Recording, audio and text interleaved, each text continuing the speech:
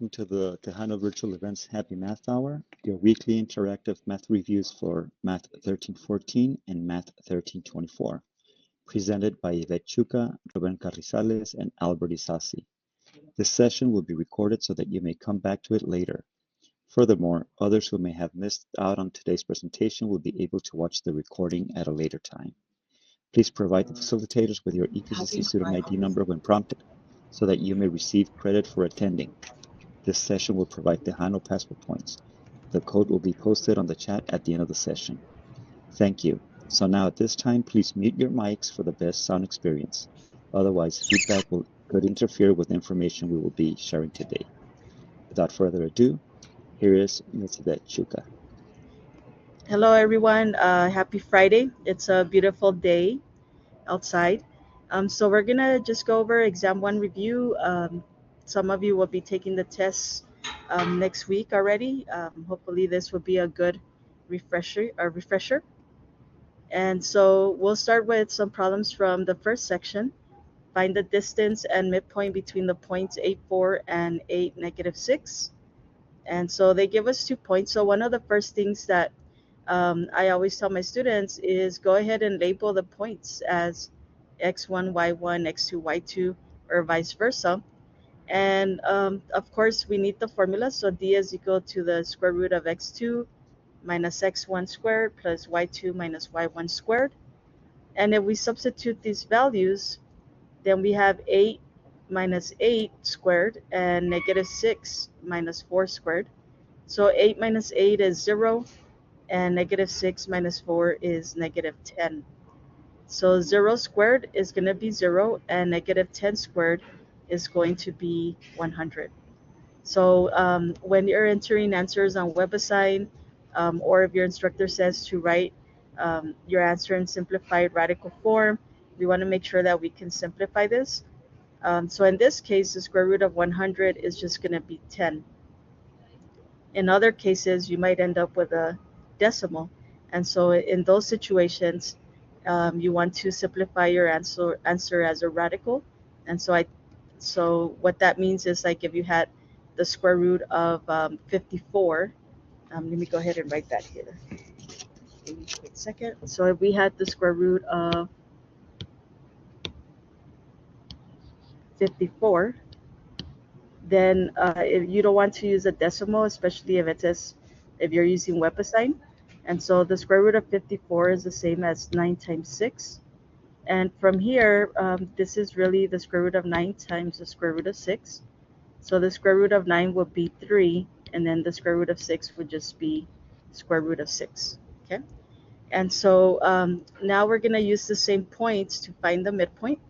So the formula for midpoint is x1 plus x2 divided by 2 and y2 plus y1 divided by 2. And so if we plug in the same numbers from our points, then we get 8 plus 8, which is 16. -6 plus 4 is going to be -2. And so if we simplify, 16 divided by 2 is 8, and -2 divided by 2 is -1. And so that would be our midpoint. Still in the same section, write the standard form of the equation of the circle with the given characteristics. So they give us the center and the radius. So again, it's important to write down the formula that you're working with. That way you can refer back to it as needed. So here in this standard form of a circle, recall that h and k is going to be your x and y from your ordered pair from the center. And then r is your radius. So if we plug these numbers in, then we get x minus h. In this case, h is -4. Y minus k. K is 2. And then our radius is 2, so we end up with 2 squared. If we simplify here, negative is positive, and 2 squared is 4. So this would be our answer. Find the center and the radius of the circle. So again, I always like starting with the standard form of the circle. And if I write the equation below it, then I can compare it. So here I have already a subtraction and subtraction. That means that h is going to be 1. But here I have subtraction and then I have addition. And so we're going to rewrite that so that we can figure out what the k is going to be. So now if I rewrite it as subtraction, then k is going to be -2. And then your r squared is going to be equal to 25. So our center is going to be 1 and -2. And then to find our radius, we just set up our equation. R squared is equal to 25. Take the square root on both sides, so r is going to be 5. And so that is going to be our radius. Another shortcut, I guess you can call it, is if you look at the given equation, your center is just the opposite of what we see here. If we have a -1, then we got +1. If we have a +2, then we have -2 for your center. The next thing they want us to do is to graph the circle here. So first you need to identify the center. The center is going to be 1 and -2, and then our radius was 5. So what you want to do is plot the center. This is my center, 1 and -2. And then the radius is going to be used to go up 5, to the left 5, to the right 5, and down 5. And so now we have points all around that center, and then we just connect it with our circle. The next thing we want to do is find any intercepts and then test for symmetry. And so for this problem, let's find the x-intercept first. So the x-intercept is whenever y is equal to 0, then we solve for x. So in this case, we're going to let y equal to 0. I'm going to subtract 1 on both sides. And so I end up with -1 equals -4x. Isolate x by dividing by -4 on both sides. And so -1 divided by -4 is +1/4. So our x-intercept is 1/4 and 0. The y-intercept, we're going to let x equal 0. And so if we let x equal 0, -4 times 0 is 0, plus 1 is 1. So my y-intercept is 0, 1. Here it doesn't ask us to graph, but if it does, then we would plot these points and draw the line. So as you can see here, by looking at this graph, there's no symmetry. Okay. So now, what if we wanted to find, what if we wanted to know if this is symmetric without the graph? Then this is the test that we can do. So if you want to figure out if there's symmetry on the x-axis, then we're changing our y to a negative. If there's symmetry on the y-axis, then we switch our x to negative. And then symmetry in the origin would be to switch both x and y. If we switch them and we simplify, and if you get the original equation, then it's going to make it even. So for example, here I have my equation y equals -4x plus 1. I'm going to go ahead and switch my y to negative, and then I'm going to solve for y. So I'm going to divide by -1 on both sides, and I end up with y equals +4x minus 1. So what you want to ask yourself is my simplified answer, this right here, is it the same as my original equation? And we can see that they're not the same. Therefore, the only thing that we know for sure is that it has no symmetry on the x-axis. Okay. Now we go to the y-axis. So here we have y equals -4x plus 1 is my original equation. I'm going to replace x equation. I'm going to replace x with a negative. And so I get y is equal to 4x plus 1. Same idea, you want to look at your resulting equation and compare it to the original equation. They're not the same, therefore it's not going to be symmetric on the y-axis.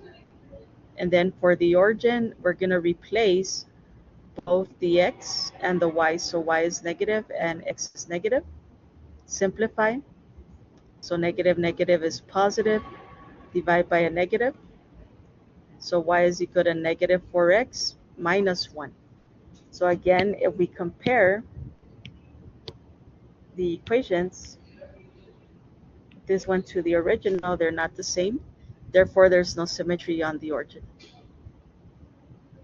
Okay, the next one is determine whether the equation represents y as a function of x. So for this type of question, there's different ways that you can do this. We know that in order for something to be a function, if you have the graph, then you can use the vertical line test. Here, they don't give us the graph, but hopefully throughout this chapter 1, you have learned to recognize what these parent functions are. So for example, if we look at the first one, you want to ask yourself, what type of graph is this? Is it a line, a circle, a parabola, a cubic function? What is it, right? And so by looking at this is going to be a line, something like this. And so then you can ask yourself, does it pass the vertical line test? The answer is yes, therefore that's going to be a function. If we look at the second one, and I think I have it on the next slide, but let me just do this one. We have x squared minus 2x plus 4. So here, this is no longer a line, but since the highest power is 2, that tells me that my graph is going to be a parabola, something like this, right? Well, it would be on the 4. But either way, the parabola is going to pass the vertical line test. So that would also be a function. Okay, so here's a better graph of that. And then the third one is the square root of x minus 4. And so hopefully you recognize that that's the related to the parent function y equals square root of x. And so this is the graph, and that's also going to pass the vertical line test. And then the last one, since x and y are both squared, then that should tell us that if we were to graph this, it's going to be a circle, and this would not pass the vertical line test. So therefore, that would be a function. Okay, so those are some ways that you can find out if these are functions or not. It's a little bit quicker since you have a visual of what the graph is. Now, they don't give you the graphs, but just recognizing this is a line, this is a parabola, that's from the square root family, that's a circle, then you can visualize what those graphs would be. Okay, but what if we don't? Okay, I guess we have two more here. Let's see. So x cubed, the parent function looks similar to this. That's going to pass the vertical line test. And then here we have y squared equals x plus 4. So for this question, you might not recognize what the graph would look like. So what you can do is we can solve for y. So we end up with y equals plus or minus the square root of x plus 4. And so if you just ask yourself some questions, for example, if I chose points here, let's say I pick x to be 0, and I plug it into my equation, then I get 0 plus 4, which is y is plus or minus the square root of 4, and then y is equal to plus or minus 2. So this is telling me that when x is 0, I get a positive 2 or a negative 2. So 0 is going to 2 answers, and therefore it's not going to be a function. If you were to graph it, then the picture, let me see if I have the picture, would look something like this. So it's a sideways parabola. Okay, but if you're not sure, like you don't remember what the graph looks like, then what you want to do is solve for y, and then pick some numbers, maybe some positive numbers, some negative, and 0. And then ask yourself, whenever I choose a number for x, do I only get one y or do I get two y's? Okay. Now it says use the graph of f of x equals square root of x to write an equation for the function represented by each graph. So here we have this function. The parent function is square root of x. And so if you remember, the square root of x graph looks something like, it starts at 0, and then it goes something like this. Okay, and so we want to know what transformations took place so that the parent function, this is my parent function, looks like this one here. Okay, and so here we can see that our parent function was shifted to the left, and then it was shifted down. So you want to think about how do we write that as an equation? Well, if we want to go to the left, then we're going to be adding a +2 inside of the square root. If we want to go down, then we're going to subtract 8 units to get us to this picture, the original graph. So my answer would be f of x equals square root of x plus 2 minus 8. Let's try another one. So here we have this picture, and it's still related to the square root of x. So I'm going to go ahead and just show us the parent function here. So we want to know what's going on with this graph. Okay, and so 1, since it's down here, then there's some reflection going on. So if I put a negative in front of my square root of x, then it causes my graph to reflect on that x-axis. It still doesn't even look close to this one, right? Except for the shape. So now let's see what else is happening. Well, if I reflect to the y-axis, I can do that by putting a negative.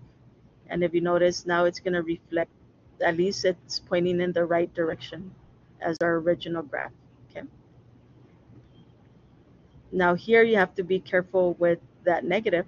So this negative reflects the whole function on the y-axis. So when you're doing this, you want to have parentheses around here, because this negative is going to be affecting everything to the right of it. Okay, so now we know that this graph is also shifted to the right. So how do we make it shift to the right? I can subtract 2, and it's going to make the graph go to the right. So now we're right here, this line that I'm kind of hovering my mouse over. And so it still doesn't look like the original. So now we just need to shift it down. Okay, but notice I still kept my parentheses here. So now if I go down, now the graph is going to be the same as the one on this side. Now that I have finished, then I'm going to go ahead and distribute this negative to get my final answer. So negative times x is negative x, and negative will be my positive 2. And so this would be your equation. Now here we have sketched the graph of a piecewise function. And so if we break it up into pieces, we have the square root of 16 plus x is the first equation. And it says to use numbers that are less than 0. So I'm going to have numbers less than 0 are -1 and -2. But then you have a lot of numbers less than 0, right? You have 0.5, -0.5, -0.2, -0.1. And there's so many numbers that are less than 0, but greater than -1. So to help us with that, we're just going to use 0 here. Okay. So if I plug in 0, I get 16 plus 0 is 16. The square root of 16 is 4. If I plug in a -1, I get 16 plus -1 will be square root of 15, and so on. So if we plot those points, here, just remember that your 0, since you have the less than symbol, then when you graph it, it has to be a less than symbol. Then when you graph it, it has to be an open circle. So this one should be an open circle, because that means that we're not including 0. We're just getting all the numbers that are close to it. Okay, so here, if you wanted to pick a few more, like -16 plus 16 is going to be 0. And that point is all the way over here. Okay, but if I sketch those, then my graph looks something like this. And notice that I used the open circle for the 4. So this piece of the graph is only for that first equation. So now let's figure out what the second equation will look like. So for the second equation, it says use numbers that are greater than or equal to 0. So I'm going to have 0, 1, 2, and maybe 16. So same idea, we plug it in 0, we get 16. Square root of 16 is 4. I plug in 1, 16 minus 1 is square root of 15, and so on. So if I plot those, then it looks something like this. And if I connect the graph, then it will look like this. So I have this first part of my graph, and then I have this part of my graph. So we put them together. Now we end up with the final answer, which is going to look something like this. Okay. So now let's switch gears a little bit. So now we're in section 1.3. write equations of the lines through the given points that are parallel to and perpendicular to the given line. So here, the key words are parallel and perpendicular. So let's go ahead and work with parallel. So parallel means that the lines will have the same slope. So we need to figure out what the slope is for this line. To figure out what the slope is, we write it in slope-intercept form. So I'm going to subtract 8x on both sides. So I get negative 2y equals negative 8x plus 3. I'm going to divide by negative 2. So I get y is equal to 4x minus 3 halves. So from this equation, the only thing we really care about is the slope. So since the lines are parallel, then I use the same slope and my given point. So now I can use the point slope form to find that equation. And so we're going to go ahead and plug those values in. So we have y minus 1 coming from our point. The slope is 4x minus 8 coming from our point. Distribute the 4 into the parentheses. So we get 4x minus 32. Add the 1. So we get y equals 4x minus 32 plus 1, which is going to be negative 31. So this is the equation of a line that is parallel to this line over here. Now for perpendicular, instead of 4, we use the negative reciprocal, which is going to be negative 1/4. And then this is the same point. So now we plug in our values. So we have y minus 1 is equal to our new slope, negative 1/4, x minus 8. Distribute the negative 1/4. So we end up with negative 1/4 x minus negative 1/4 times negative 8. If we simplify, then negative 8 times negative 1/4 is going to be positive 2. If we add the 1, then we end up with y equals negative 1/4 x plus 3. Okay, so parallel, same slope, perpendicular, negative reciprocal. So here it says write the linear function. So write the equation. So in order to write the equation, we need to at least have 2 points, or they need to tell us what the slope is. So here they only give us this information: f of 1 is equal to 7 and f of 0 is equal to 8. What this means here, the number inside the parentheses, that's going to be your first coordinate of an ordered pair. Some of us might say this is your x, that's your y. But again, it could have easily been a different variable like t and s or p and r or any of those. The important thing is that this number is your first coordinate and this is your second coordinate. So from here we can get 2 points, 1 and 7 and 0 and 8. I'm just going to call them x and y. And so we can find the slope. So we use the slope formula, y2 minus y1 divided by x2 minus x1. So we end up with 8 minus 7 divided by 0 minus 1. And so our slope is going to be negative 1. Now, what is special about this point here? Is there anything special? And so the answer to that is it's very special, right? So that's going to be our y-intercept. And so from here, we can use that. So remember that our general form or our slope-intercept form is y equals mx plus b, and b is your y-intercept. So if you already have a point where x is 0, then that tells you that this number is going to be your b. And so we can just plug it in. So we get y is equal to negative x for your slope plus 8. But if you forget that, it's okay. Then we would just follow the process of finding the equation using the point slope, okay? Because you would already know your slope, negative 1, and then you would have one of these points so that you can replace them for x1 and y1. Next, we want to evaluate functions. So we have f of 1 and f of x plus 4. So again, this number here is representing x, and we want to figure out what our y is if we plug it in for anywhere we see an x. So what we're going to do is take our 1, plug it in for x and x here, and then we're going to simplify. So we have 3 times 1 is 3 minus 8. So we get that f of 1 is equal to negative 5. Same for the x plus 4. We're going to take all of x plus 4 and plug it in for x. And so it will look like this.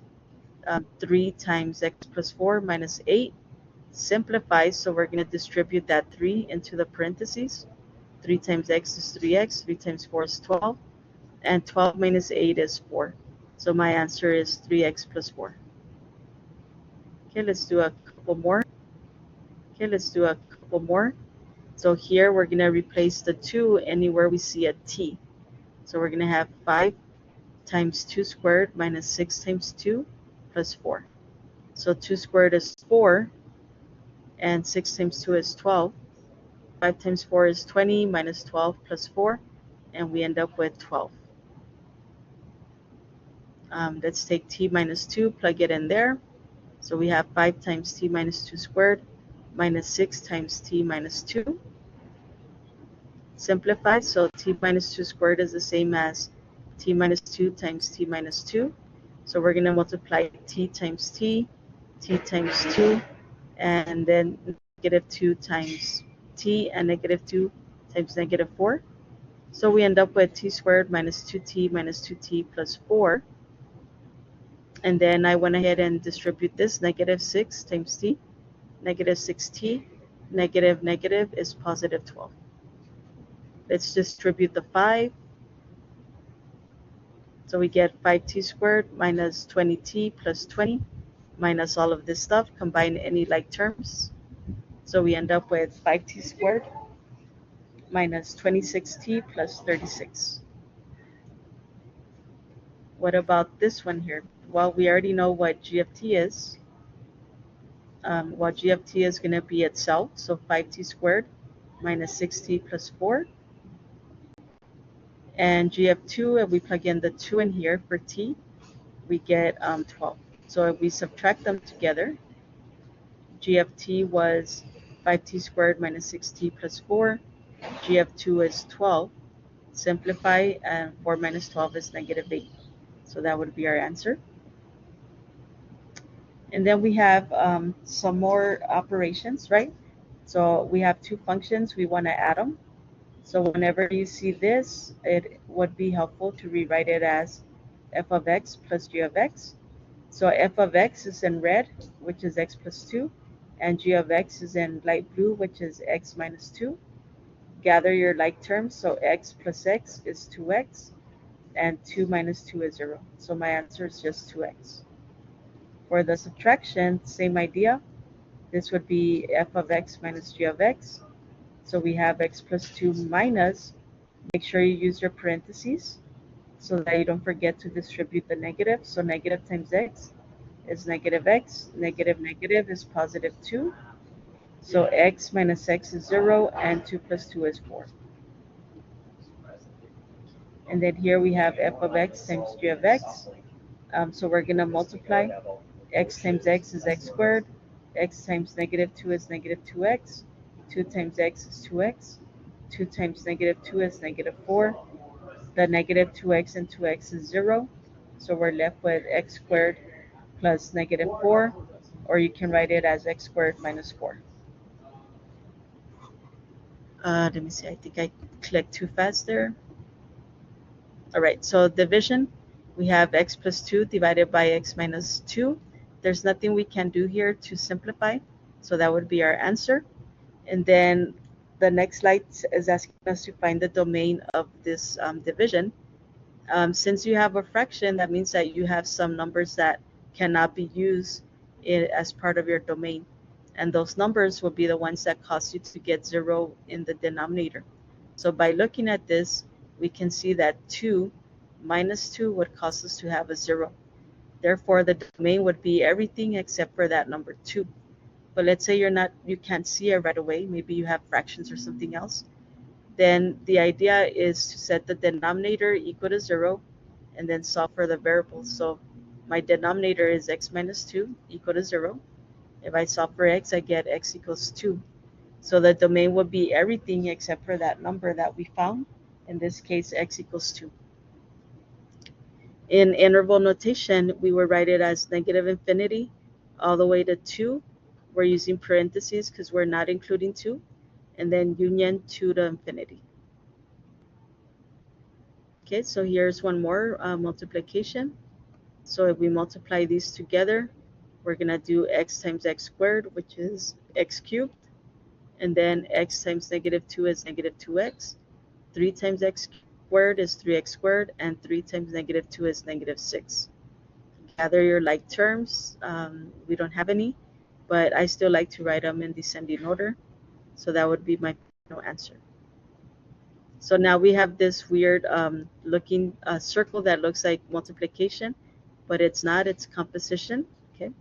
So whenever you see F with the little open circle G, then that's going to be composition. Now the little circle is not an exponent here. It's just my computer is, that's the way it wrote it when we type, but it's really F of G. Okay, so it's not an exponent.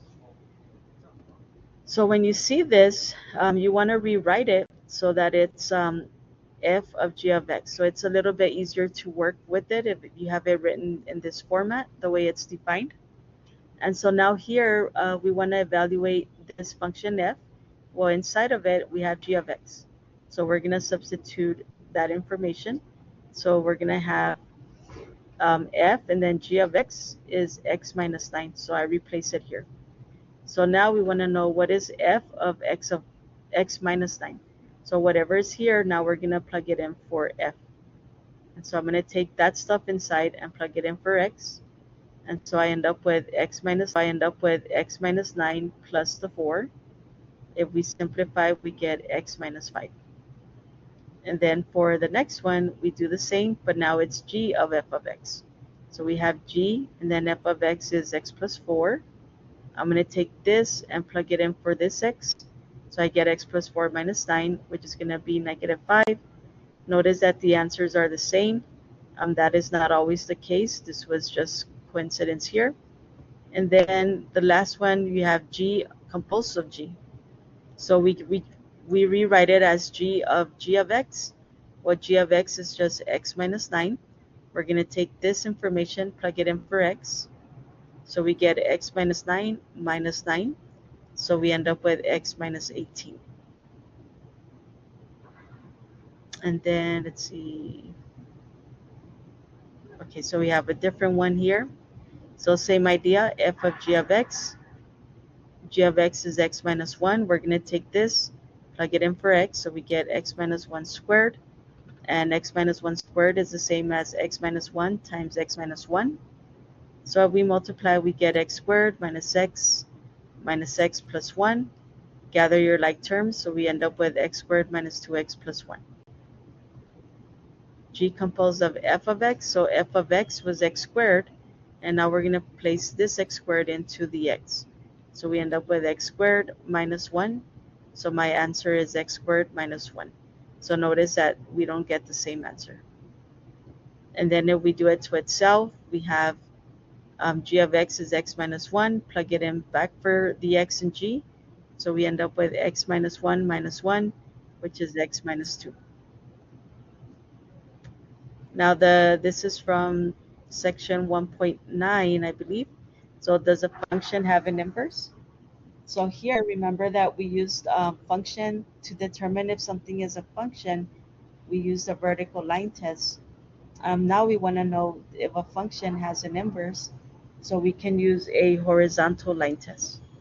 And the horizontal line test tells us that if we draw a horizontal line, then if it touches the graph in only one place, like it does here, or if you drew it down here, it would also touch in one place, then the function would have an inverse.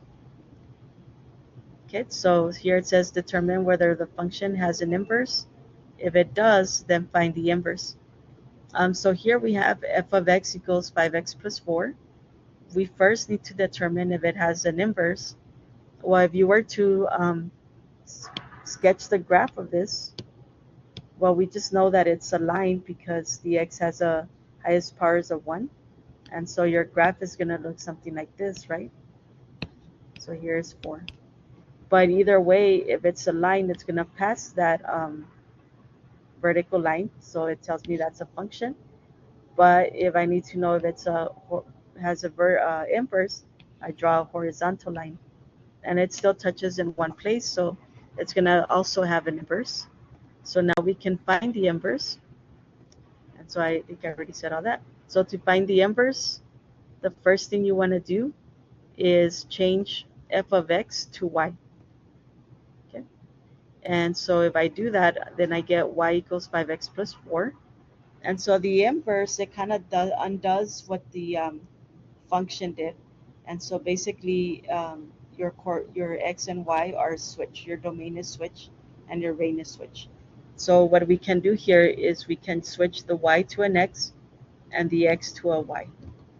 So if we do that, we get x is equal to 5y plus 4.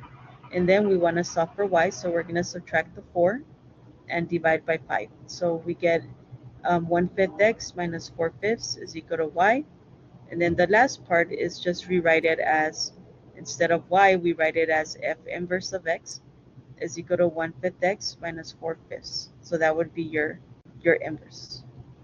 Okay, so I guess I went fast or something, but that was the last slide that I have here. If you have any questions, we can help you with those questions right now. We still have about 20 minutes. If not, we're still going to be here, I guess. But is there any questions, or Mr. Carizales, is there anything you wanted to add? No, I think you did a really good job as far as covering the material. And I don't know if you want to spend maybe a few more minutes. We can go over modeling 1.10. Sure, if you want to do that. Did you want to share your screen? Sure, I'll go ahead and share my screen. Let's do that. Hold on 1 second. No, Papa.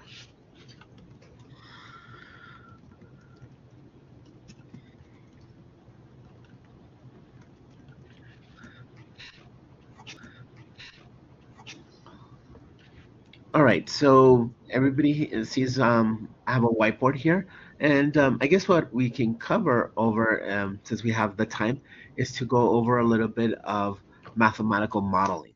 Okay, so if you think of this word modeling, well, what does that mean?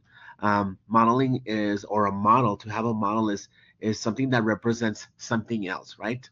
So in our case, we're going to model mathematical expressions. So some of the expressions that you are already aware of is, when we say in words or in English, I want to find the sum of two numbers. Well, we know that we don't need to see the symbol, the addition, but we know that we're going to be adding numbers together. And inversely, if we're talking about, we want to find the difference of two numbers, we know that we're going to be subtracting two numbers. So some of the stuff that you may not be familiar with is with some of the concepts that we use for multiplication and division. So one of the words that you'll be seeing when we deal with modeling is what's called direct variation. Okay, let me get my pencil here. So direct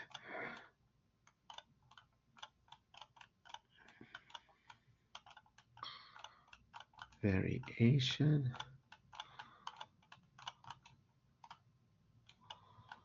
Okay, so direct variation, the way you want to deal with whenever you see this word direct, it means that I'm multiplying something directly to a number. So for instance, the equation that we like to see here when using direct variation is y is equal to k times x. Okay.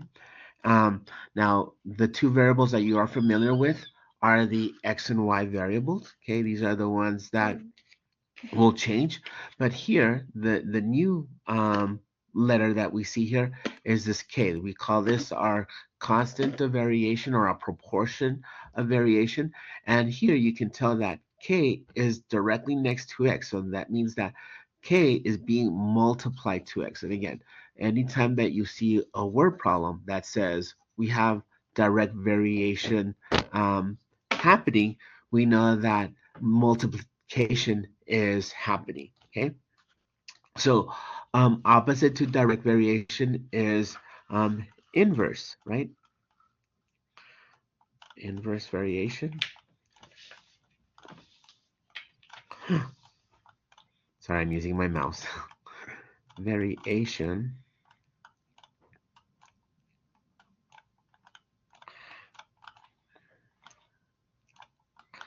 Okay. So again, opposite to multiplication would be division, right? So whenever you see this word inverse variation, you know that division is going on. So again, the equation that you'll see that we cover in 1.10 is this: y is equal to k divided by x. So k is inversely proportional to x. Again, so when you see this word or your word prompts that say that elements have inverse variation happening, okay, you know that this refers to division. Okay. Now, we have a few others that we want to go over, and then maybe we can do an example. But just to review, thank you. Thank you so much for typing those in. We also have what's called a joint variation. So joint variation, I like to say it's like a sister of the direct variation. But the joint variation, okay, the formula that you'll see will be like this: y is equal to k. We still have our variable of proportionality, but we might have some multiple variables that are being multiplied to our variable of proportionality. Right. So again, this is would be our joint variation. I think these are all the ones that we cover in this section. Again, so let's go ahead and look at an example where we can apply these concepts. Okay, so um, let me do this. Let me type so I'm not using my mouse. Okay, so for instance, you have to be very careful, especially for those of us who are doing your homework on the computer on website. You have to be very careful because if the homework gives you something in capital letter, you have to use your model. The formula that you're using, you have to use the same syntax. Okay, so it's case sensitive when you're putting in your answers for this section. So an example would be like you'll say A varies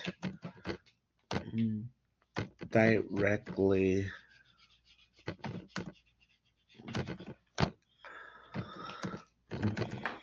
if I can type. So let's say just a simple word problem says A varies directly to X. Okay, so the answer that you're going to give on WebAssign, again, you're going to use the capital letter A, okay, and then the equals, and you're going to use your variable of proportionality. You want to use the value, the symbol K or the letter K.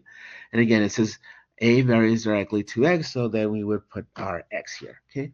So again, this in this section is another ways to see word problems and put them into a model. And again, putting them into a mathematical representation. Okay. If I can give another one, would be just for practice purposes. Um, now let's see. P varies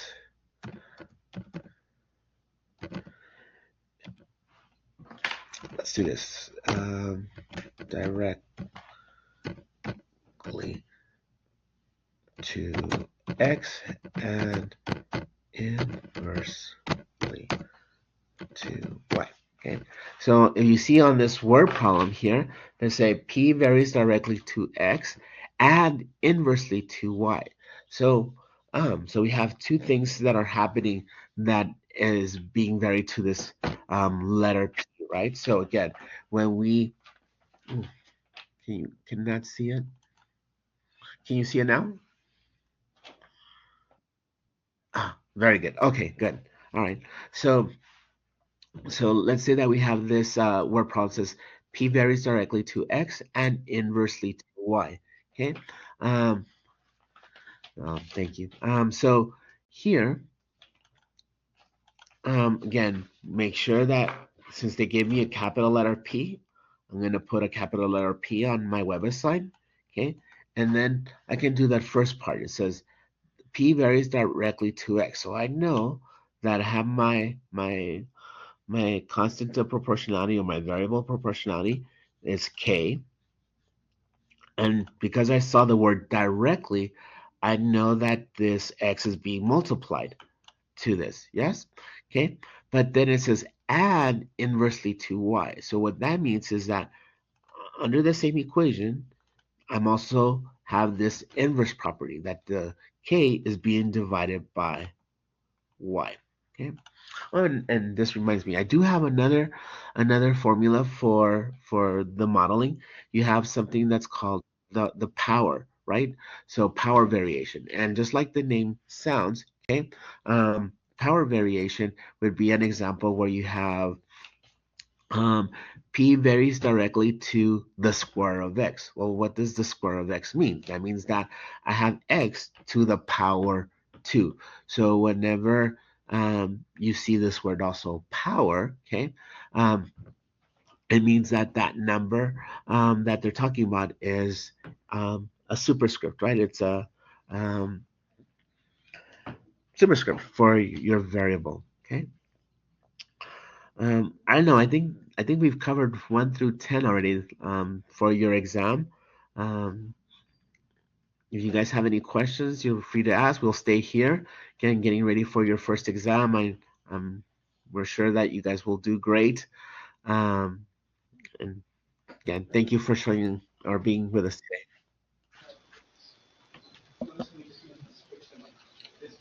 Thank you, Ms. Chuka, and thank you, Mr. Carrizales, for your wonderful presentation. We do want to remind you all about our previously recorded sessions, which are available on We do want to remind you all about our previously recorded sessions, which are available on YouTube playlist. Today's session will also be available on the playlist later on today. Also linked is a short survey to help us improve our TVE sessions, so please take some time to fill out the survey. Before you leave, I want to share the TVE sessions that we will have next week. For our math happy hour starting at 11, Math 1314 will be covering standard form of quadratic equation and graphing. Math 1324 will be writing exponential equations into logarithm form. Later on today at 1, student success will be presenting the topic of do you have any cows? This will be presented by Mr. Christian Salas. Thank you all for coming in today. We hope you all have a lovely weekend. If you have any questions, feel free to use the chat box or the mic. Thank you all.